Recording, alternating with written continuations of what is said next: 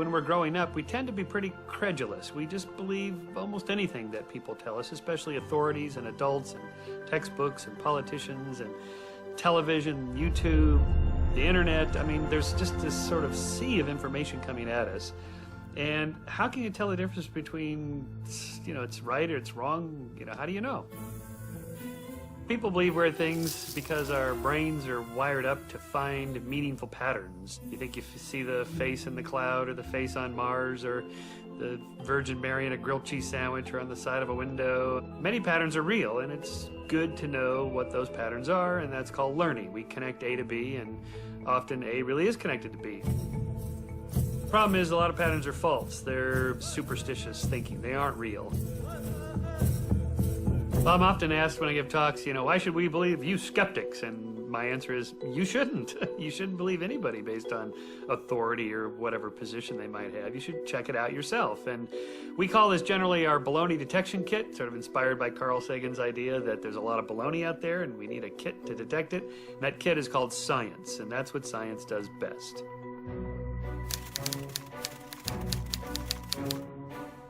So the first of our baloney detection questions you should always ask when you hear somebody make a claim is, how reliable is the source of the claim? You do expect some errors to creep into data, of course, but the errors should be scattershot. They're random.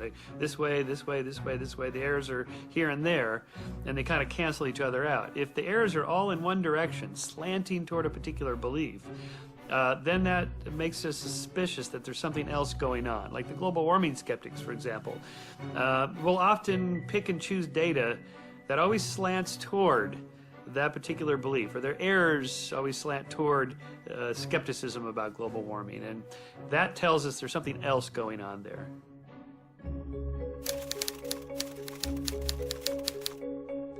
So a second question to ask is, does the source often make similar type claims? For example, New Age people, the people that believe in spirituality and ghosts and haunted houses and UFOs and all this, they believe the whole thing. They tend to be more susceptible to magical thinking, or maybe they're heretics just for the sake of heresy. Rather than following the data to see if that is a heretical idea that's going to overturn the mainstream, maybe. Usually that doesn't happen, though. The point here is you want to have a mind open enough to accept radical new ideas, but not so open that your brains fall out.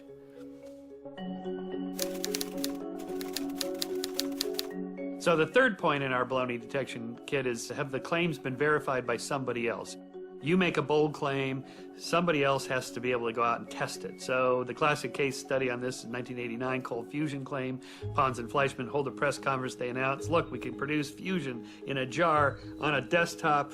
This will solve our energy crisis. This will be energy too cheap to meter. This will change the world. Everybody was all excited. It was in the headlines, front page news, the whole thing.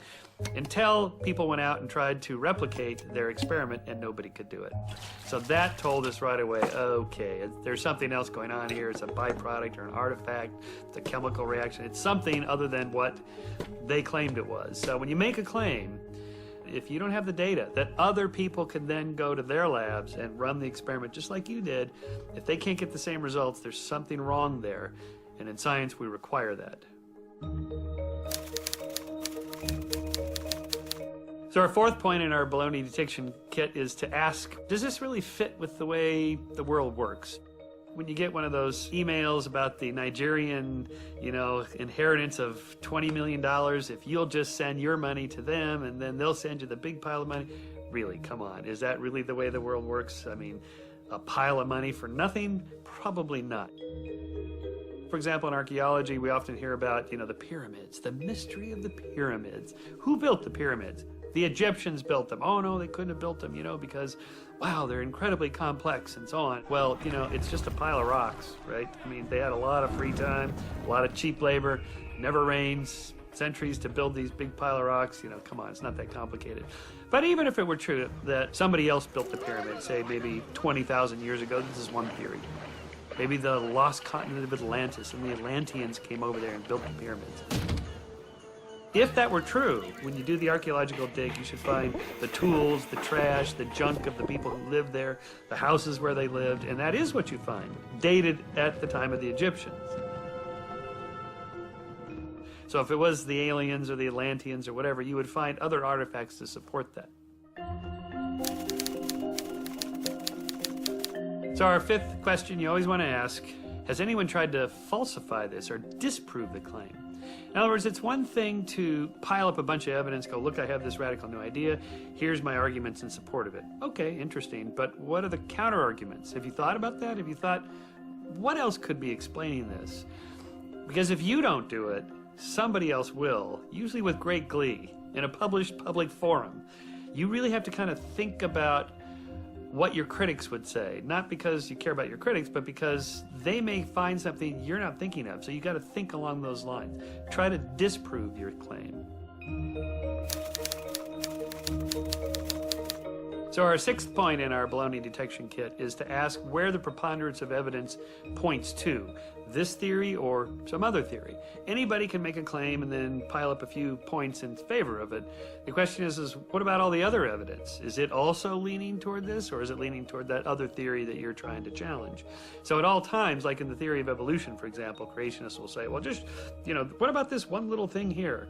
Well, okay, maybe there's a few gaps, or we can't explain this or that. But what about the 10,000 other pieces of evidence that are explained by the theory of evolution? How would you explain those with your other theory? In a way, science is a little bit like solving a crime. The guy never confesses, right? So you have to piece together the evidence that's available. And is it this guy, or is it that guy, or did this happen or that happen? And the way criminologists work is they try to kind of look at the mass of data and go, you know what? It's all kind of pointing that guy did it. And let's see if we can build our case. And that's a little bit how scientists work. There's always other ideas. The question is, what's the one that the preponderance of evidence points to?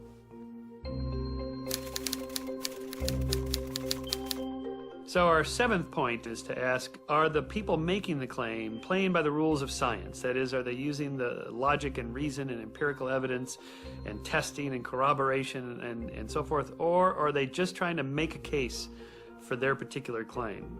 So for example, a nice case study is the difference between UFO proponents and the members of the SETI community, the Search for Extraterrestrial Intelligence.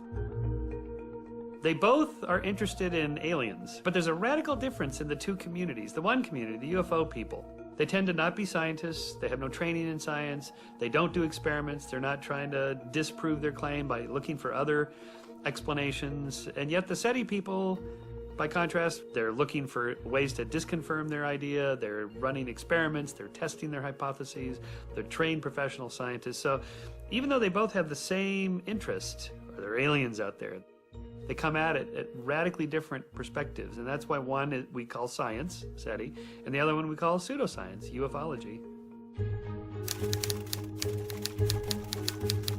So the eighth point in our baloney detection kit is to ask if the claimant is providing a positive evidence in favor of their theory or just denying evidence for the other theory. That is, it's one thing to compile a list of problems with the other guy's theory. So you have to actually have positive evidence in favor of your contrary or heretical theory. So, for example, you often see the UFO people say, well, we don't, I'll ask them, where's the evidence? Where's the UFO? Where's the alien body? Well, they covered it up. They've hidden it. It's hidden in Area 51, or they buried the bodies in Roswell, or, they're at some Air Force base. Okay, that's just negative evidence. That's saying, I don't have positive evidence. All I can say is that they concealed the evidence. Okay, that doesn't count. I'm sorry. They'll often hold up these government documents with big blocked out type and go, look at that. The fact that something is covered up for some national security military reason, that doesn't mean it's extraterrestrial. There may be a terrestrial reason for that. So when Bigfoot people, they say, well, Bigfoot's out there. Okay, maybe, there could be a bipedal primate running around in Canada somewhere. Show me the body. Oh, well, the bodies, they hide and they're very secretive and there aren't that many of them and so on. Maybe, but look, you want to name a new species of biology, you got to give us a type specimen. An actual body that we can dissect and look at, and you can look at, and I can look at, photograph, put it in a museum, take it to the lab, and so on. It's not enough to have negative evidence against the other theory. You got to have positive evidence in favor of your theory. So on our 9th question in the baloney detection kit is, does the new theory account for as many phenomena as the old theory? Anybody can find a few anomalies that the current prevailing theory doesn't seem to account for. In other words, in science, it's okay to say, I don't know, you have a few anomalies, a few mysteries, and so on. But what pseudoscientists tend to do is they tend to take those few handful of mysteries and say, well, that's my whole new theory. At Skeptic Magazine, we always get these long, single-space type manuscripts of a theory of everything. And it always starts off, you know, Newton was wrong, and Einstein was wrong, and Stephen Hawking is wrong. But I have worked out this new theory of physics that explains the world. But the question is, can this new theory explain all the other things that Newtonian gravity explains, and Einstein's global general relativity explains, and quantum physics explains? You know, if they explain one little thing, that's really meaningless unless they can explain all the other stuff that's currently explained.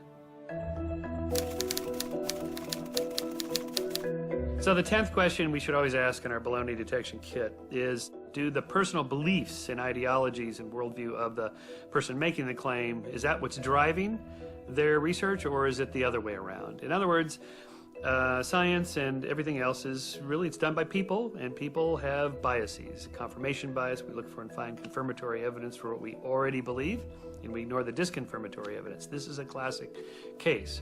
So, for example, we did a whole issue of Skeptic Magazine on global warming, and I had a left-wing scientist and a right-wing scientist and a scientist with no wings at all.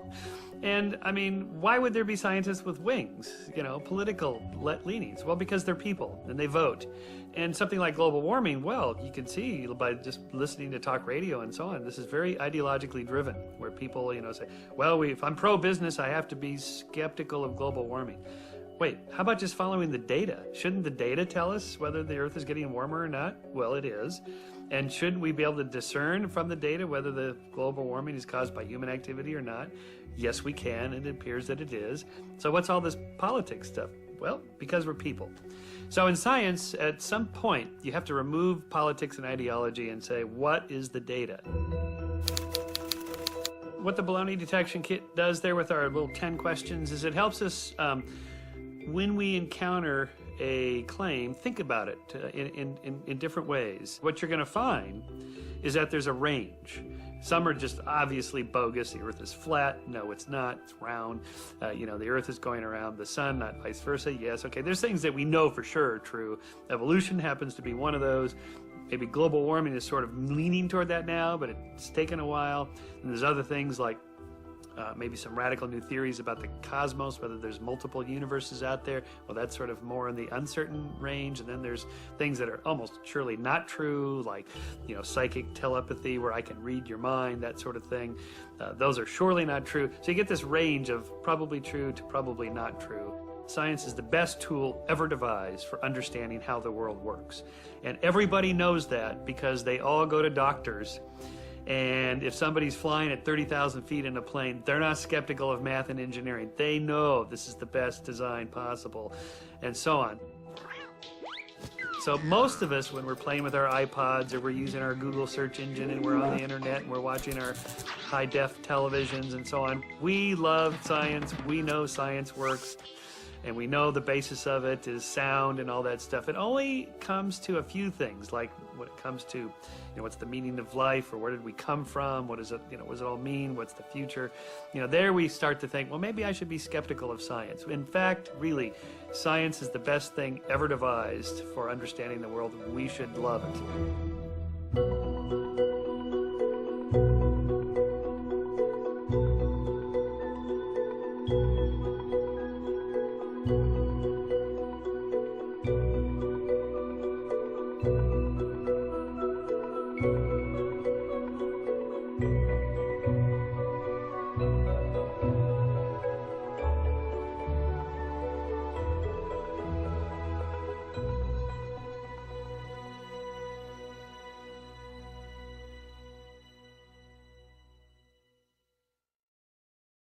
And we call this generally our baloney detection kit, sort of inspired by Carl Sagan's idea that there's a lot of baloney out there and we need a kit to detect it. And that kit is called science, and that's what science does best.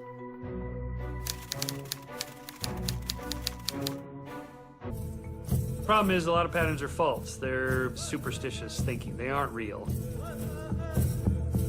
Well, I'm often asked when I give talks, why should we believe you skeptics? And my answer is, you shouldn't. You shouldn't believe anybody based on authority or whatever position they might have. You should check it out yourselves. And politicians and television, YouTube, the internet. I mean, there's just this sort of sea of information coming at us. And how can you tell the difference between, it's right or it's wrong? How do you know? People believe weird things because our brains are wired up to find meaningful patterns. You think if you see the face in the cloud or the face on Mars or the Virgin Mary in a grilled cheese sandwich or on the side of a window. Many patterns are real, and it's good to know what those patterns are, and that's called learning. We connect A to B, and often A really is connected to B.